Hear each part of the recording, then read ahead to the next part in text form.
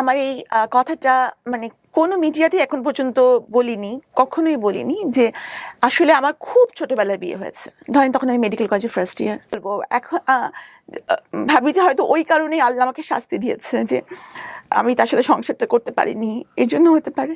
দেখেন আল্লাহ কিন্তু আমাকে ইশারা দিয়েছিল। এত বোকা যে আমরা আল্লাহর ইশারা ধরতে পারি না। আছে না যে অনেকেই বলেন যে যদি শৈশবের দিনগুলো ফিরে পেতাম, কিন্তু আমি শৈশবের কথা চিন্তা হলে ওরা ভয় পেয়ে যাই না, আমি কোনোদিন শৈশবে ফিরতে চাই না। শৈশবটা অনেক বোরিং, মানে শুধু পড়া পড়া পড়া ছাড়া আমার শৈশবের কোনো স্মৃতি নাই। মানে এমন কিছু নাই যে আমি এটা মানে মেমোরাইজ করে খুব খুশি হব বা ভাল লাগছে। বা তারা হচ্ছে যে স্কুলের বেতন যেমন দিতেন সেরকম আবার বেতও চালাতেন এবং বেতন একসাথে চলতো। তো যেমন ধরেন যদি ক্লাসে টপ করা না যায় তাহলে কিন্তু নতুন বছরের বই পাওয়া যাবে না। হ্যাঁ, কারো কাছে পুরান বই এনে সেট এনে হতে চলতে হবে, এরকম অবস্থা।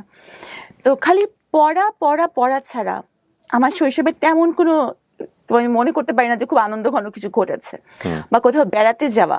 এমনকি কেউ কোনো ফ্রেন্ডস যদি কোনো কারণে মানে কলোনির যদি কোনো কিছুর কারণে আসতো, তাতেও আবার আব্বা তাকে ধমক দিয়ে বিদায় করে দিত।